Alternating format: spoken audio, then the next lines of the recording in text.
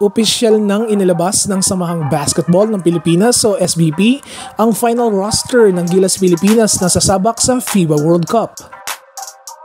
Ang ating frontline ay mamanduhan nila versatile big man Japit Aguilar na siya ring magiging team captain, 6-time PBA MVP na si Junmar Fajardo, rising star na si AJ Adu at ng ating towering NBA hopeful na si Kai Soto.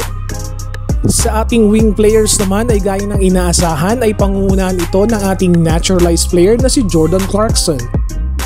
Susundan siya ng maituturing na nating most consistent Gilas player na si Dwight Ramos. At highlight drill machines na si Jamie Malonzo at Renz Abando. Ang ating backcourt ay binubuo nila outside sniper Roger Pugoy, energy bunny CJ Perez, at court general Scottie Thompson at Kiefer Ravena.